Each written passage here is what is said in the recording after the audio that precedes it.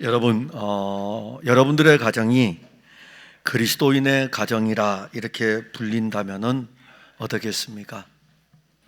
저 집은 예수 믿는 가정이야. 저는 참 영광스럽고 참 그 소리를 듣고 싶지 않을까 이렇게 생각이 됩니다.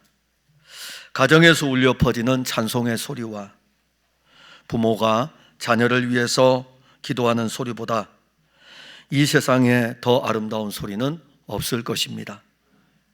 부귀영화를 누렸던 솔로몬은 그의 삶에서 그가 가장 행복했던 날들, 그날이 언제였을까? 그래서 전도서의 저자였던 솔로몬이 전도서를 기록하면서 부귀영화와 그리고 그가 추구했던 모든 명예들, 이 모든 것들이 헛된 것임을 고백을 하고 있음을 우리가 봅니다. 심지어 하나님이 없는 인간의 삶이 얼마나 허무한가라는 것을 이야기를 합니다. 우리들의 삶은 안개와 같이 있다가 없어지는 삶입니다. 사실 우리가 이 세상에 강건하면 70이요 80을 사는 거예요. 그리고 우리의 신체의 나이가 많아지면 많아질수록 여기저기 아픈 것이 있습니다. 그럴 수밖에 없어요. 근데 저는 아직 그렇진 않은 것 같아요. 여기저기 아픈 거는 없고요. 아프면 뭘 잘못해서 제가 신체를 잘못 움직였기 때문에 아플 수는 있어도, 그런데 여기저기 막 아픈 그런 단계는 아닌 것 같아요. 근데 한 10년쯤 지나면 이제 그런 단계가 되겠죠. 근데 그 전조 증상은 보이고 있습니다. 일어날 때 아이고 하고 일어나요. 이게 이제 전조 증상이에요. 예전에 10년 전만 하더라도 일어날 때 벌떡벌떡 일어났는데 지금은 앉았다가 일어나려고 그러면 아이고 하고서 일어나요. 근데 이제 10년이 지나게 되면은 일어날 때에 이제는 일어나서 병원을 마치 제 집 드나들듯이 드나들게 되겠죠. 이 살아온 날들의 삶을 보면은 오늘도 내려오면서 우리 주일학교 친구들, 특히 오늘은 스승의 주일이고 그러하기 때문에 우리 선생님들도 보고 그러면서 이렇게 내려오는데, 그 아이들을 볼 때에 저도 어렸을 적에 저렇게 막 뛰어놀던 때가 있었는데 안개와 같이 없어졌더라고요. 없어요. 근데 우리 인생이 그렇습니다. 근데 이렇게 없어지는 우리의 인생 말고 우리의 삶에서 없어지지 아니하는 실제의 삶은 없을까? 사실 그 삶, 우리에게 없어지지 않고 부끄럽지 않게 남아있는 실제의 삶은 여호와 하나님과 관계하는 삶입니다. 시편 127편은 성전을 향하여 올라가면서 부르는 노래입니다. 그러기에 그 노래 안에는 솔로몬의 신앙의 어떤 고백이 담겨져 있습니다.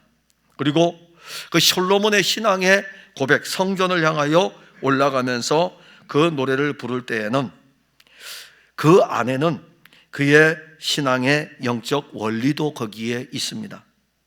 지난주에 우리는 여호와 하나님이 세우시는 집에 대해서 함께 은혜를 나누었습니다. 기억하실지 모르겠어요. 그래서 지난주에 중요했던 것은 집에 대한 해석이고, 이 집은 자녀들, 건물을 이야기하는 것이 아니라 가정이며 자녀들을 가리킨다고 하였습니다. 그러면서 이 자녀들을 세우시는 분은 여호와이시고 이 자녀들을 지키며 돌보시며 보호하시는 분도 여호와이시다. 그 말씀을 여러분들이 혹 생각이 나면 좋을 것 같습니다. 여호와 하나님은 한 가정을 세우실 뿐만 아니라 그 가정은 여호와 하나님으로부터 보호를 받고 있습니다. 그러니까 여러분들 모든 가정은 여러분들이 보지 못할지라도 여호와 하나님이 여러분들 가정을 보호하고 계십니다. 또 세워가고 계십니다. 이러한 영적인 원리를 알 때에 성도들은 그때야 비로소 그리스도 안에서 쉼을 누릴 수 있습니다. 우리는 자녀들의 신앙을 위해서 동분서주하지 않았습니까? 정말 자녀들 때문에 애타하기도 하고 자녀들 때문에 마음 상하기도 하고 우리 자녀들의 신앙을 세우기 위해서 얼마나 많은 노력을 하였습니까? 그러나 이제는 자녀들이 너무 커서 말을 듣지 않죠. 안 들어요. 잘 안 들어요. 자녀들하고 의견 충돌도 많이 일어날 것입니다. 마치 저의 이야기를 하는 것 같기도 하지만 여러분들도 아마 그러할 것입니다. 차라리 쟤들이 어렸을 때로 돌아가면 좋지 않을까라고 생각을 했다가 다시 가고 싶지 않은 거예요. 가면 또 와야 될 거 아니에요. 그러니까 가서 그냥 끝나면 될 텐데 얘들이 다시 돌아간다면 이 과정을 또 거쳐서 와야 되는데 아니야. 부모의 입장은 많이 그러합니다. 그러다 보니까는 우리가 자녀들에 대해서 영적인 부분에 방치를 하든지 아니면 그냥 자기들이 알아서 하겠지 이렇게 하면서 무관심 상태로 두기도 합니다. 정말 여러분들이 천국과 지옥이 있는 것을 믿고 있습니까? 예수를 믿지 않으면 지옥에 간다는 것을 알고 있습니까? 그러면 한순간도 우리는 자녀에 대해서 긴장하지 않을 수 없습니다. 정말이에요. 내 자녀에 대해서 영적으로 방치해 둘 수 있을까? 내 자녀를 신앙에 대해서 무관심해 둘 수 있을까? 지금까지 자녀들의 신앙을 위해서 여러분들이 많이 수고하고 애를 썼습니다. 그래서 지난주에 설교한 대로 이제부터는 여러분들 이거를 믿으셔야 돼요. 여호와 하나님이 세우신다고 말씀하셨고 여호와 하나님이 지키실 것을 말씀하셨어요. 그러면 그것을 믿는 믿음으로 자녀들에게 접근을 하시면 됩니다. 그러니까 내가 내 아이를 교회로 끌고 올 수 있다고 생각하는 걸 버리셔요. 지금까지 그랬잖아요. 버리셔요. 여호와께서 내 자녀를 세우실 것을 믿는 믿음을 가지고 자녀에게 접근을 하셔요. 여호와 하나님은 여러분들보다 더 능력이 크십니다. 여러분들이 아무리 자녀를 낳았다 할지라도 이제 자녀는 여러분들에게 자라가면서 여러분들과 동등한 자리에 오고 있어요. 그래서 여러분들이 자녀에게 행사할 수 있는 모든 능력과 권한이 발휘되면 발휘될수록 자녀하고 트러블만 일어나게 될 것입니다. 여호와 하나님의 능력을 신뢰하지 못합니까? 여러분들 여호와 하나님을 믿지를 못합니까? 그러니까 믿음이라는 이 자체를요, 우리는요, 내가 예수를 믿는다라는 이걸 가지고 내가 믿음이 있다고 생각하는데 이거는 정말 믿음에 대해서 어떻게 평가를 내려야 될지 저도 모르겠습니다.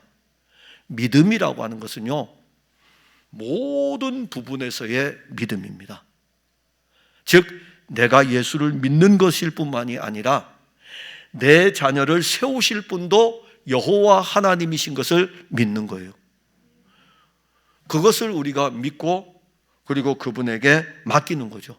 나보다 더 능력 있는 분이시니까. 여러분들보다 여러분들의 자녀의 신앙에 대해서 더 영적으로 안타까워 하시는 분은 예수님이십니다. 오늘 우리는 신앙의 가정 두 번째 시간을 보려고 하는데, 두 번째 시간은 신앙의 자녀들로 인하여 누릴 영적인 복에 대한 부분입니다. 자식들은 여호와의 주신 기업이다. 3절에 보면 보라, 자식들은 여호와의 주신 기업이요. 이 본 시편의 저자인 솔로몬은 1절과 2절의 말씀을 하고 난 다음에 새로운 주제로 넘어갑니다. 새로운 주제로 넘어갈 때 그때 사용하는 단어가 보라, 이렇게 이야기하는 거예요. 보라. 자, 이 보라라고 하는 이 감탄사는 성전으로 올라가는 노래를 부를 때에 앞에서 언급됐던, 즉 여호와께서 집을 세우지 아니하시면 세우는 자의 수고가 헛되며 여호와께서 성을 지키지 아니하시면 파수꾼에 깨어 있음이 허사로다. 너희가 일찍이 일어나고 늦게 누우며 수고의 떡을 먹음이 헛되도다. 그러므로 여호와께서 그의 사랑하시는 자에게는 잠을 주시는조다. 보라라고 하면서 앞에 것의 이야기를 반전시키는 또 다른 하나의 주제를 말씀합니다. 그 주제를 우리에게 환기시키기 위해서 보라라고 하는 거예요. 그 환기되는 주제가 무엇입니까? 자식은 여호와의 주신 기업이다. 그걸 여러분들에게 오늘 환기시키는 거죠. 여기 기업은 무엇입니까? 기업은 약속의 땅이죠. 한 면에서는 땅이에요. 출애굽기 15장 17절에 보면 주께서 백성을 인도하사 그들을 주의 기업의 산에 심으시리다. 여호와 하나님은 이스라엘 백성들을 애굽에서 인도하여 내고 홍해를 건너도록 하였습니다. 그때 모세가 여호와 하나님을 향하여 노래를 부릅니다. 그 노래에 실려 있는 내용이 바로 이 내용이에요. 하나님께서 이스라엘 백성들을 주의 기업, 약속의 땅에 심으신다는 것이죠. 약속의 땅에 심으시기 위해서, 이것은 주님의 기업이라 이겁니다. 이 기업은 주님이 이스라엘 백성들에게 주는 기업이고, 이 기업을 주기 위해서 애굽 땅에서 건져냈고, 이 기업을 주기 위해서 홍해를 건너게 하였고, 홍해를 건넌 다음에 노래를 부르는 거예요. 체험이 있는 겁니다. 실질적으로 걸었던 것입니다. 아무나 구속의 노래를 부르는 것이 아니죠. 그래서 이 기업은 하나님이 자기 백성들에게 주는 기업입니다. 그리고 이 기업은 약속의 땅을 의미할 뿐만이 아니라 그 땅을 유업으로 받을 이스라엘 백성들을 이야기합니다. 여호와께서 아브라함을 부르신 후에 그에게 하신 약속이 있습니다. 여호와께서 아브라함에게 이르시되 너는 너의 고향과 친척과 아버지의 집을 떠나 내가 내게 보여줄 땅으로 가라. 내가 너로 큰 민족을 이루고 내게 복을 주어 내 이름을 창대케 하리니 너는 복이 될지라. 여호와 하나님이 아브라함에게 약속하신 것은 땅과 자손입니다. 그 땅을 우리는 약속의 땅이다 이렇게 이야기해요. 솔로몬은 지금 어디에 있습니까? 이 노래를 부르는 솔로몬은 지금 약속의 땅에 있습니다. 지금 약속의 땅에 이미 들어와 있어요. 이 약속의 땅에 있고, 그리고 솔로몬은 여호와 하나님이 아브라함에게 약속하신 약속의 땅만 지금 본 것이 아니라, 내가 지금 이 땅에 있다고 해서 이 땅에 머물고 있는 이것만 본 것이 아니라 또 하나의 땅이 있잖아요. 또 하나의 기업이 있습니다. 그것은 여호와 하나님의 기업인 자녀를 본 것입니다. 솔로몬은 자식을 내 자식으로 보지 않았어요. 내 자식으로 보지 않고 자기 자식을 여호와의 주신 기업이라 이렇게 본 것입니다. 여호와의 주신 기업은 여호와의 기업이에요. 여호와 하나님에게 있는 기업입니다. 여호와 하나님이 소유하고 있는 기업이고, 그 기업은 믿음의 사람들에게는 유업이 되는 것입니다. 여호와 하나님이 주신 기업을 얻을 백성은 누구입니까? 오직 아브라함의 자손입니다. 아브라함 밖에 있는 사람은 아니에요. 갈대아 땅에 있는 아브라함을 부르셔가지고 이 아브라함에게 주신 것입니다. 그러나 이것을 영적으로 더 깊이 들어가게 되면은 아브라함의 자손으로 이 땅에 올 그리스도를 통해 가지고 육적 아브라함의 자손이 아니라 바로 영적 아브라함의 자손, 그리스도 예수를 믿는 모든 사람들은 바로 여호와 하나님이 주신 기업입니다. 여러분들은 하나님이 주신 기업이에요. 솔로몬은 아브라함의 자손이며 자기의 자녀들이 여호와의 주신 기업인 것을 믿었습니다. 에베소서 1장 5절에 그 기쁘신 뜻대로 우리를 예정하사 예수 그리스도로 말미암아 자기의 아들들이 되게 하셨으니, 자기의 자식이 되게 했다는 것입니다. 그러니까 여호와께서 주신 기업은 바로 여러분들이에요. 그리고 여러분들의 자녀들입니다. 근데 거기에 딱 붙는 게 있어요. 항상 붙는 단어가 있어요. 예수 그리스도로 말미암아. 예수 그리스도 안에서. 결코 놓치지 않아야 됩니다. 가볍게 지나가지 않아야 됩니다. 내가 하나님의 아들이 되었다라고 했을 때에, 여호와의 자식이 되었다고 했을 때에, 여호와의 자식이 될 수 있는 방법은 예수 그리스도로 말미암는 것입니다.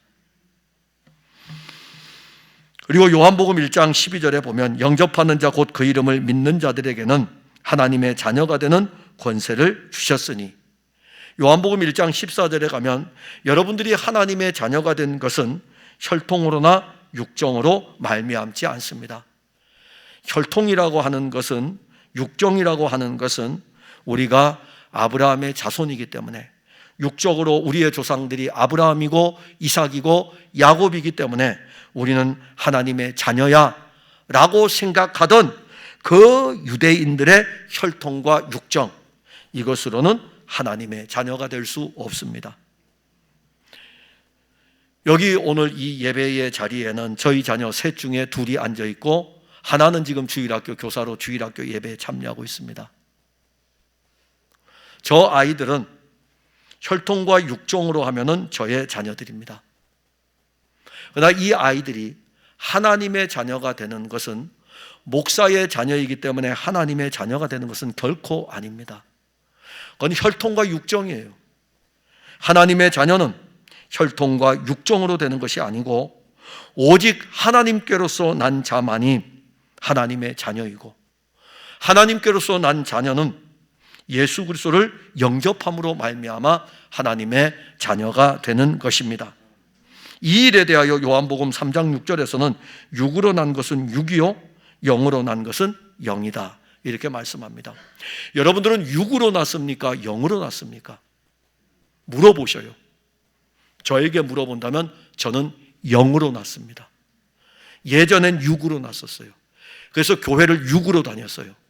육으로 다니면서 교회에서 철야 기도도 하고 다 했어요. 도저히 예수가 안 믿어졌어요. 그런데 재밌었어요. 교회 열심히 다녔어요. 근데 누가 물어보는 것이 부끄러울 수가 있을 정도였어요. 만약에 당신이 구원받았느냐고 물어보면은 제가 뭐라고 답변을 해야 될지 모를 정도로 그냥 교회는 열심히 다녔어요. 재미있었고 즐거웠습니다. 육으로 났어요. 근데 지금은 저에게 묻는다면 육으로 난 것은 육이요 영으로 난 것은 영이니라고 말씀하는데, 저는 영으로 났습니다. 영으로 났어요.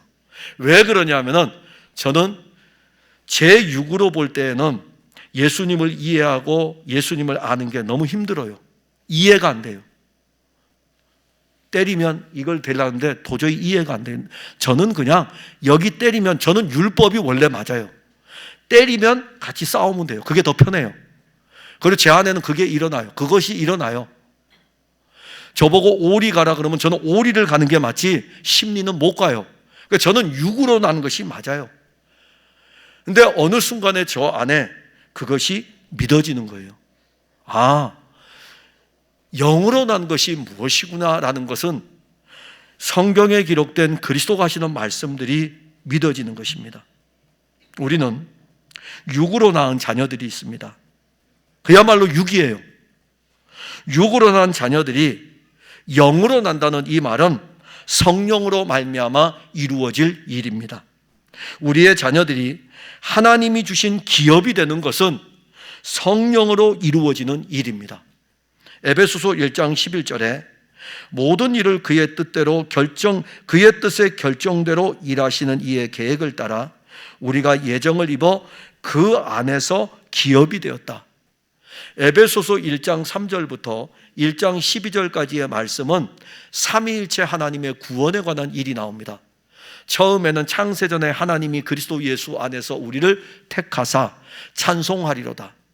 하나님이 그리스도 예수 안에서 우리를 택하신 성부 하나님의 계획이 나오고, 그 다음에는 이 우리를 택하신 그리스도 안에서 우리를 택하셨는데 그리스도에 대한 일들이 쭉 언급이 됩니다.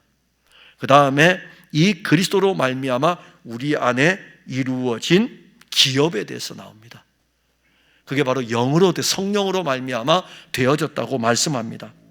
여호와의 주신 기업은 그리스도 예수 안에서 얻는 기업입니다.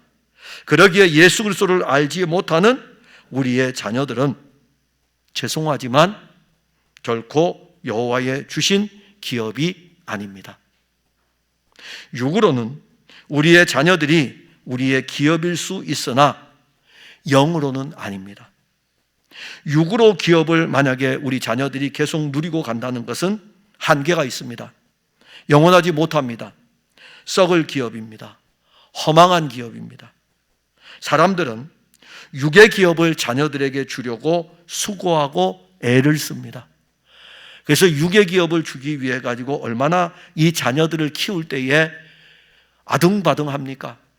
왜 요즘 젊은 사람들이 맞벌이를 할 수밖에 없습니까? 애들 학원에 보내야 되잖아요. 육의 기업을 주기 위해 가지고 엄마와 아빠가 참말로 이른 아침부터 늦은 시간까지 얼마나 열심히 일을 하는지 모릅니다. 그리고 육의 기업에 대해서는 아이들에게 육의 기업을 주기 위해서 모든 것을 다 아주 지나칠 정도로 관심을 갖고 그들을 살펴봅니다. 너 오늘 학원 다녀와서? 몇 시에 갔다 왔어? 너 오늘 숙제했어? 너 오늘 이거 했어? 라고 하면서 육의 기업을 주기 위해서, 자녀를 위해서 수고하고 애를 쓰죠. 여러분들이 이 세상을 떠날 때에 여러분의 자녀들이 육의 기업을 물려받는다면, 육의 기업만 물려받는다면 그 자녀들은 불쌍한 자녀들입니다. 우리의 자녀들이 그리스도 안에서 기업을 받는 것은, 그리스도 안에서 받는 이 기업은 육으로 되는 것이 아니고 영으로 되는 일입니다. 성령으로 말미암지 않고는 우리의 자녀들이 다시 태어날 수 없습니다. 여러분들이 아무리 노력해도 그 자녀 다시 태어날 수 없습니다. 그 자녀를 다시 태어나게 하는 것은, 거듭나게 하는 것은 성령이 하시는 일입니다. 다시 태어난 우리의 자녀들은 그때부터 여호와의 주신 기업이 됩니다. 그 영으로 누리는, 다시 태어난 우리 자녀들이 누리는 이 기업이 영원한 기업입니다. 그 기업은 썩지 않고 쇠하지 아니하는 기업입니다. 영구한 기업이에요. 그 기업은 좀과 도둑이 침범하지 못하는 기업입니다. 영으로 누리는 기업, 그리스도와 함께 가지는 기업, 이 기업이 우리 자녀들에게 있어야 되겠죠. 로마서 8장 17절에 보면 자녀이면 또한 상속자, 곧 하나님의 상속자요 그리스도와 함께한 상속자다. 로마서 8장 17절의 말씀이에요. 그런데 로마서 8장을 읽어보면 8장의 출발이 어떻게 나가죠? 생명의 성령의 법. 로마서 8장이야말로 성령에 대해서 굉장히 많이 기록합니다. 거기에 보면 영에 대한 내용이 굉장히 많이 나와요. 그러면서 로마서 8장 17절에서는 우리가 그리스도와 함께한 상속자를 언급할 때에 성령으로 말미암아 이루어진 일이라고 말씀합니다. 지금 우리는 우리의 자녀가, 내 자녀가 여호와의 주신 기업인지에 대해서 살펴보는 것입니다. 우리의 자녀들이 그리스도와 함께 상속한 자입니까? 그리스도와 함께 상속한 자입니까? 아무도 아멘 안 하시네요. 되게 어렵죠. 이게 지금 여러분들에게 아주 심각한 문제라는 것입니다. 심각한 문제예요. 그러니까 한국 교회에 미래가 없다는 것이 바로 이 부분입니다. 내 자녀가 영적으로 태어났느냐, 그리고 내 자녀가 그리스도와 함께 하늘의 유업을 얻을 상속자인가, 이 부분에 대해서 우리 중에 자신 있게 아멘 할 사람 몇 명이 되겠습니까? 제가 이 부분을 여러분들에게 확인하고 있는 것은 로마서 8장 16절에 보면 성령이 친히 우리의 영과 더불어 우리가 하나님의 자녀인 것을 증언하기 때문입니다. 성령이 우리의 영과 더불어 우리가 하나님의 자녀인 것을 증언합니다. 우리의 자녀가 여호와의 기업인 사람은 복이 있는 사람입니다. 세상의 금은 보화와 넓은 아파트를 자녀들에게 유산으로 물려주는 것보다 여러분들은 내 자녀에게 여호와의 주신 기업을 주는 것이 더 복되다는 것을 알아야 합니다. 이러한 자녀들이 있다는 것은 바로 그 다음에 나오는 내용이 뭐죠? 태의 열매입니다. 우리의 자녀들을 육신의 태의 열매로 본다면 이것은 여러분들이 가지는 땅의 상급이죠. 땅의 상급이에요. 태의 열매. 남자와 여자가 결혼하여 가지고 자녀를 낳았어요. 이게 바로 태의 열매죠. 육신의 태의 열매, 땅에 관계된. 여러분들은 육신의 태의 열매로 자녀들을 땅의 상급으로만 만족하시겠습니까? 이제 우리의 자녀들을 육신의 태에서 그리스도의 태의 열매로 이끌어야 되지 않겠습니까? 육신으로 여러분들이 자녀를 낳았다면 이제는 그 자녀를 그리스도께서 낳도록 이끌어야 되지 않겠습니까? 여러분들의 자녀가 육의 태의 열매에서 그리스도의 태로 낳은 자녀가 된다면 이것이야말로 하나님이 그리스도 안에서 여러분들에게 주시는 상급입니다. 그리고 또 하나는 여호와께서 주신 자식은 용맹한 군사입니다. 4절에 보면 젊은 자의 자식은 장사의 수중에 화살과 같다. 여기 젊은 자의 자식은 젊어서 난 자녀를 이야기합니다. 젊어서 낳은 자녀는 부모가 나이가 들어감으로 점점 장성하여 부모에게 장사의 수중에 화살과 같은 많은 유익을 줍니다. 제가 이 말씀을 준비하면서 생각을 해봤어요. 제가 한 30살쯤에 결혼했거든요. 20살에 결혼을 했으면 내 자녀가 지금 몇 살쯤 됐을까? 큰애가 한 40살쯤 됐겠죠. 그러면 용돈도 좀 많이 들어올 텐데. 그러면 막내도 30대로 들어왔을 텐데. 아니, 제가 이 설교를 준비하면서요, 그냥 문자적인 그대로 한번 봤어요. 젊은 자의 자식? 40살이 돼서 자녀를 낳으면 60살이 됐을 때 그 아이가 20살이 될 것이고, 60살이 돼가지고 대학교 공부시키느라고 허리띠 졸라매야 되고, 70살이 돼가지고 장가 보내고 시집 보내기 위해 가지고, 그때 되면 30살 되니까, 문자적으로도 많네. 젊은 자의 자식. 근데 지금 우리 젊은 친구들, 청년들 보면서, 야, 젊은 친구들에게 결혼 일찍 하라고 해야 되겠네. 근데 요즘 친구들이 일찍 결혼을 안 하죠. 그냥 문자적으로 제가 여러분들에게 이 말씀을 보여준 거예요. 근데 그거 여러분들 치우치지 마시고, 젊은 자의 자식은 장사의 수중에 화살 같다는 것은 그런 의미로만 여러분들이 보더라도 이게 무슨 내용인가라는 것을 일반적으로 오게 될 것입니다. 장사의 수중의 화살은요, 용맹스러운 사람입니다. 싸움에 능한 사람이에요.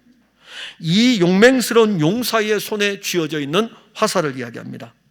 자, 용맹한 용사의 손에 쥐어져 있는 화살은 전쟁이 일어날 때에 승리로 이끕니다. 젊은 자의 자식은 장사의 수중에 화살 같다는 것은 자녀가 자라서 성장하여 부모에게 도움을 주는 표현이죠. 그런데 솔로몬에게 있어서 젊은 자의 자식이었던 르호보암은 결코 솔로몬에게 유익을 주지 않았습니다. 솔로몬이 낳을 때에는 귀한 자녀였고 사랑받는 자녀였습니다. 그 자녀가 자라면서 아비에게 유익을 주는 자로 자라진 못하였습니다.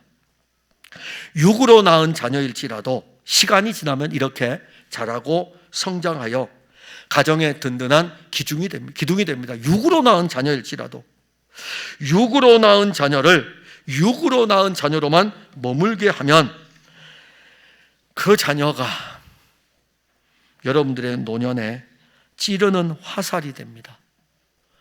그래서 노년이 되었을 적에 여러분들 자녀를 위해서 걱정하는 것은 물론 육적인 일에 대해서 걱정할 수도 있지만, 여러분들이 숨을 거두는 그 순간에 여러분들이 육으로 낳은 자녀가 예수를 안 믿는다면 여러분들 어떻게 하겠습니까? 찌르는 화살이죠. 꼭 기억하셔야 됩니다. 저나 여러분들이나 이 세상에 나이를 먹어가면서 지나가는 세대예요. 그리고 우리 자녀들이 뒤에 따라옵니다. 그리고 우리가 나이가 먹어서 이 세상을 떠나게 될 때에 그때까지도 내 자녀가 예수를 안 믿고 있다면 내가 이 세상 떠난 뒤에 이 자녀를 위해서 기도해 줄 사람이 누가 있겠습니까? 내가 살아있을 때는 내가 내 자녀가 예수를 안 믿기 때문에 그 자녀를 위해서 눈물을 흘리며 기도했는데, 내가 이 땅에서 숨을 거두게 되면 누가 그 자녀를 위해서 기도하겠습니까? 그게 영적으로 찌르는 화살입니다. 그게 여러분들에게 찔러야 돼요. 계속 찔려져야 돼요. 그래야 자녀를 위해서 울 수 있어요. 육으로 낳은 자녀는 그리스도로 이제 양육을 해가야 되죠. 왜냐하면 그리스도로 낳은 자녀로 가야 되니까. 그러면 육으로 낳은 태의 열매를 주의 영에 붙들림 바 되어서 그리스도에게로 계속 끌고 가고, 그러면 이 자녀가 성령으로 말미암아 그리스도를 영접하면 이 자녀는 그리스도로 새로 태어나게 되고, 이 자녀는 그대로 태어난 상태에서 두는 것이 아니라 그리스도로 낳은 이 자녀를 양육을 해야 됩니다. 그러면 그리스도로 낳은 이 자녀가 양육이 되면 이 자녀는 어디까지 가냐면 오늘 본문에 영적 전쟁터에서 그리스도의 군사로 싸우게 될 것입니다. 5절에 보면 이것이 그의 화살통에 가득한 자는 복되도다. 용감한 용사의 손에 쥐어져 있는 화살과 그 화살통에 화살이 가득하다면 그 싸움은 이긴 싸움입니다. 우리는 그리스도로 낳은 자녀가 얼마나 영적으로 강한 군사인지를 보아야 됩니다. 여호와께서 세우셨어요. 여호와께서 지키십니다. 자, 여호와께서 하셔요. 그리고 여호와의 기업이 됩니다. 이제 이 놀라운 은혜 아래서 우리의 자녀들은 자라가게 됩니다. 이 사람이 바로 장사의 수중에 있는 화살과 같은 존재이며 그 화살이 화살통에 가득한 사람입니다. 이러한 사람은 신앙의 싸움을 할 때에 결코 두려워하지 않습니다. 블레셋의 골리앗은 세상의 거대한 세력입니다. 그의 키는 사람들이 보면 두려워 떨게 됩니다. 심지어 수많은 군사들이 모여 있을지라도 모든 군사들이 골리앗 앞에서 숨을 죽이고 자기 자신들을 숨길 수밖에 없었습니다. 이러한 사람들은 장사의 수중에 있는 화살도 아니며 그 화살통에 화살조차도 없는 사람들입니다. 그런데 한 어린 소년이 일어납니다. 이 소년이 그리스도의 손에 붙잡힌 화살입니다. 사람들은 그를 양치기 소년으로 보았습니다. 그러나 그는 장사의 손에 잡힌 화살이었고 그의 화살통에는 이 화살이 가득하였습니다. 이 소년이 가지고 있는 대단한 무기를 한번 보시기 바랍니다. 너는 칼과 창과 단창으로 내게 나오거니와 나는 만군의 여호와의 이름 곧 내가 모욕하는 이스라엘 군대의 하나님의 이름으로 내게 나아가노라. 오늘 여호와께서 너를 내 손에 넘기시리니 내가 너를 쳐서 내 목을 베고 블레셋 군대의 시체를 오늘 공중의 새와 땅의 들짐승들에게 주어 온 땅으로 이스라엘의 하나님이 계신 줄 알게 하겠고 또 여호와의 구원하심이 칼과 창에 있지 아니함을 이 무리에게 알게 하리라. 전쟁은 여호와께 속한 것인즉 그가 너희를 우리 손에 넘기시리라. 누가 한 고백입니까? 블레셋과 마주쳐 있는 이스라엘 군대의 장관들이, 장수들이 한 이야기입니까? 칼과 창을 들고 블레셋과 싸우기 위해 대치하고 있는 이스라엘의 군사들이 한 이야기입니까? 아닙니다. 오히려 그들은 블레셋의 장수였던 골리앗이 앞에 서서 딱 서가지고 만군의 하나님 여호와의 이름을 모욕하고 그리고 그들에게 한 명 당당하게 나와 싸우자고 할 때에 오히려 숨을 죽이고 숨어버린 사람들입니다. 그 자리에서 소년 다윗은 당당하게 일어나 만군의 하나님 여호와의 이름 그리고 그가 이 블레셋을 우리 손에 붙여주시는 여호와 하나님을 고백하면서 그의 신앙을 나타냅니다. 바로 이 소년 다윗이 장사의 손에 있는 화살입니다. 우리는 육신의 장막을 벗을 때까지 영적인 싸움을 해야 됩니다. 저도 싸워야 돼요. 죽을 때까지 싸워야 돼요. 영적인 싸움을. 사탄은 우는 사자와 같이 우리를 삼키려고 달려들 것입니다. 언제까지 여러분들이 공중의 권세 잡은 세력들 앞에 무서워 떨고 있을 것입니까? 요즘 그리스도인들을 보면 영적인 전쟁을 기피하고 있습니다. 목회자들도 그래요. 신학을 왜 공부하는지요? 예전에 저희들은 신학을 공부하면 교회를 세우는 것이 일이었습니다. 그야말로 야전이에요. 군대를 다녀온 사람은 알지만은 주특기가 100, 그래서 1빵빵 이렇게 이야기해요. 소총수예요. 영적인 싸움을 마다하지 않는 야전 사령관이 우리 선배들은 다 야전에서 싸우려고 했습니다. 근데 지금의 젊은 신학생들은 야성을 잃어버렸습니다. 어디 큰 교회에 자리가 없을까? 하물며 그리스도인들은 오죽하겠습니까? 영적인 전쟁을 여러분들은 하고 싶습니까? 피하고 싶습니까? 다 피하고 싶겠죠. 기피하고 있습니다. 왜 그런지 아십니까? 여러분들이 가진 강력한 무기를 모르기 때문이에요. 이스라엘 백성들이 왜 골리앗 앞에서 벌벌벌 떨면서 숨는지 아십니까? 자기들이 가진 강력한 무기를 모르기 때문에 그래요. 그들은 하나님의 백성들이거든요. 하나님은 그들의 힘이거든요. 하나님은 그들의 방패이거든요. 그걸 알지 못하니까 골리앗 앞에서 숨는 것입니다. 영적 전쟁 앞에 선 여러분들이 육으로 그 전쟁에 참여하기 때문에 골리앗보다 더 강한 사탄의 세력 앞에 싸움도 하지 못하고 물러서는 것입니다.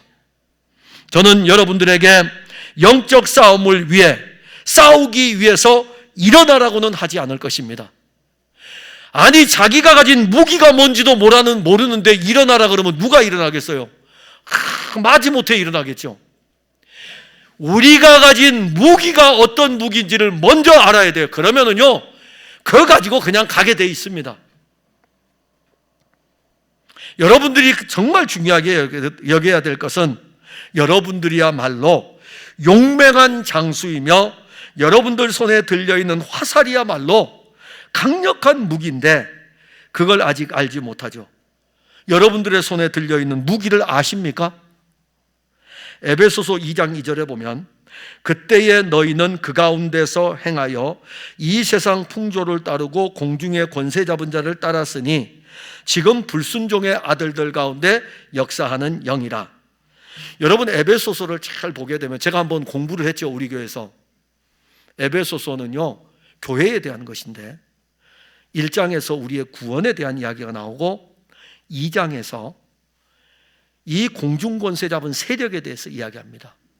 이 공중권세 잡은 세력이 유대인과 이방인으로 구성원으로 되어져 있는 에베소 교회를 허물어 버리려고 자꾸 유대인과 이방인의 관계를 높은 담을 쌓아가게 만듭니다. 그래서 이 부분을 언급할 적에 우리는 하나의 교회이다라고 하다가 에베소 교회 마지막 6장에서 에베소 교회 편지의 마지막 6장에서 무엇을 이야기합니까? 하나님의 전신갑주를 입으라. 그게 바로 에베소서 2장 때문에 그래요. 에베소 교회의 지금 이 문제는 영적 싸움의 문제입니다. 이 싸움의 문제의 마지막 결론은 하나님의 전신갑주를 입으라. 바울은 에베소 교회 성도들에게 그리스도 예수를 믿기 전에는 불순종의 아들들 가운데 역사하는 영에 이끌려 갔지만 이제는 예수 그리스도를 믿음으로 더 이상 끌려가지 않을 것이라고 말씀하면서 불순종의 아들들 가운데 역사하는 그 영과 싸워야 된다는 것을 말씀합니다. 하나님의 전신갑주를 입으라. 장사의 수중에 있는 화살과 비교할 수 없는 무기를 여러분들은 그 손에 쥐고 있습니다. 아니, 이미 여러분들은 온몸이 무장되어져 있습니다. 그래서 하나님의 전신갑주에 대한 부분을 보면은 구원의 투구도 쓰고 있고, 그리고 또 우리가 의의 흉배도 붙이고 있고요, 믿음의 방패도 가지고 있고요. 다 공격하는 것을 방어하는 거죠. 이 다 누구를 가리킵니까? 우리의 믿음의 대상이 누굽니까? 예수님 아니에요. 여러분들의 신앙의 가장 든든한 방패는 여러분들의 열정이 아니라 그리스도가 여러분들의 방패입니다. 그걸 믿으셔요. 그게 믿는 게 방패예요. 믿음의 방패예요. 구원의 투구. 머리가 얼마나 중요합니까? 그래서 전쟁에 나가는 사람은 투구를 써야 돼요. 우리가 구원받았다는 거, 예수를 믿음으로 말미암아 구원받았다는 이 자체가 사탄의 공격으로부터 막아주는 것입니다. 근데 우리의 손에 들려진 게 하나 있어요. 뭐죠? 성령의 검입니다. 성령의 검. 이 무기를 우리가 지금 다 가지고 있다고요. 가지고 있어요.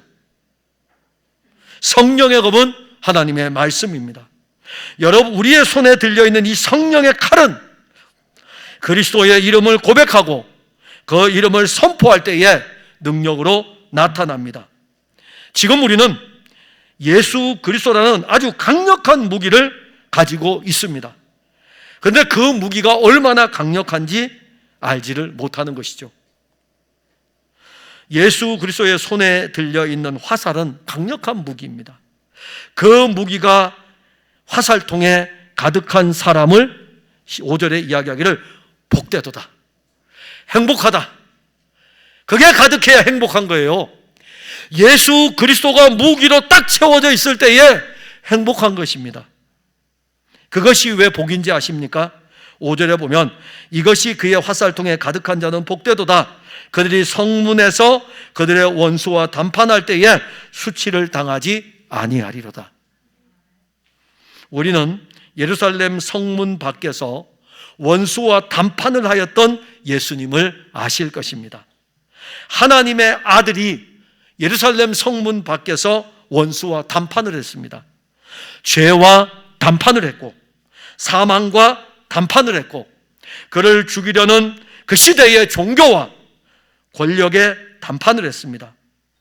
이 세상의 거대한 세력 앞에 하나님의 아들은 십자가에서 담판을 벌였습니다.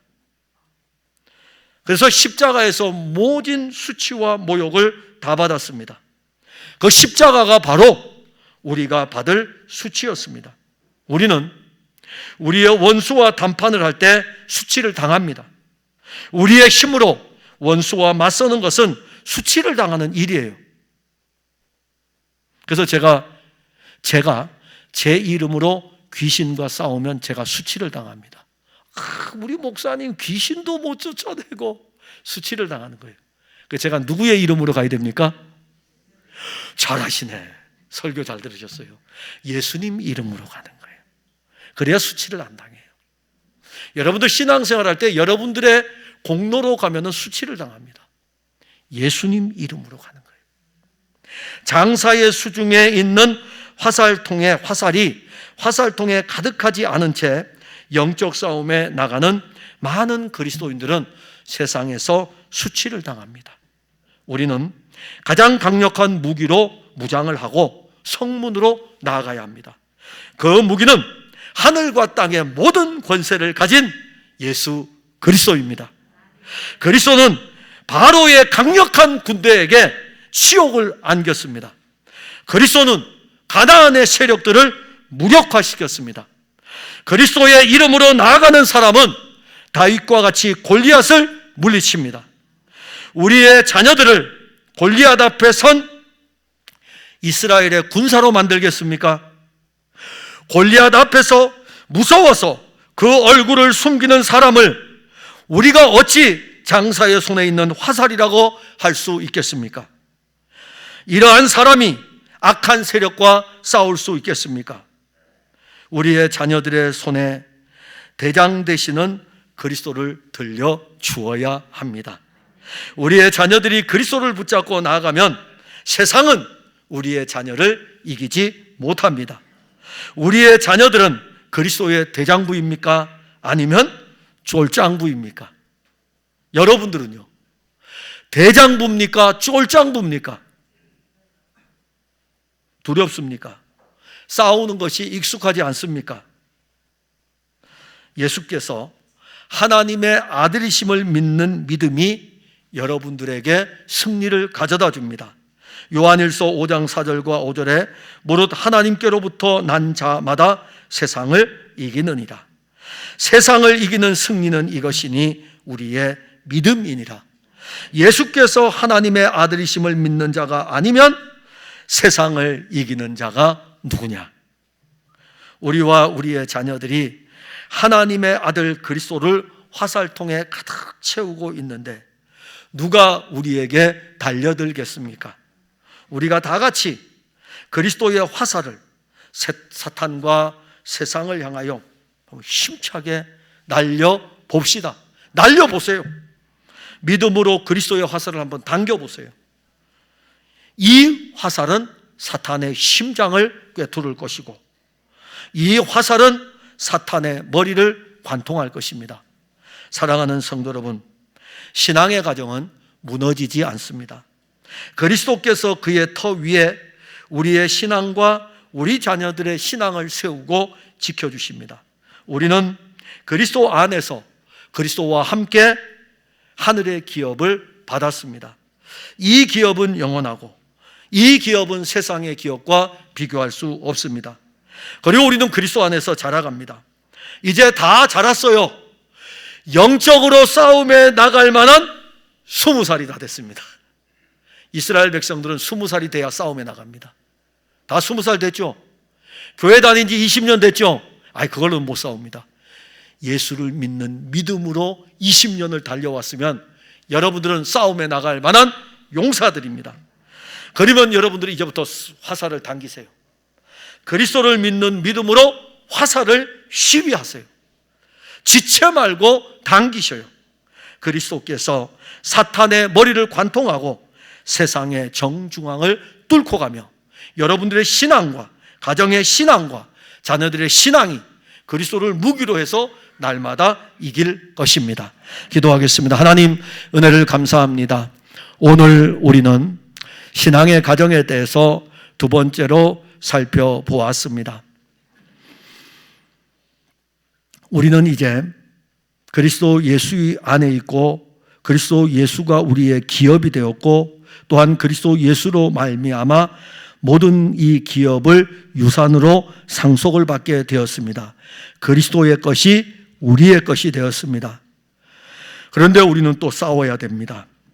우리를 해하려는 원수의 세력들과 싸워야 되고 우리의 자녀들을 해하려는 악한 세력들과 싸워야 됩니다. 우리에게는 장사의 수중에 있는 화살과 비교할 수 없는 우리의 영원한 대장이신 그리스도 예수가 있습니다. 이 예수가 우리 안에 충만합니다. 그리스도 예수의 이름으로 나아가고 그리스도 예수의 이름으로 싸우고 그리스도 예수의 이름으로 우리와 우리의 자녀들과 우리의 가정이 승리하게 하옵소서. 예수님 이름으로 기도하옵나이다. 아멘.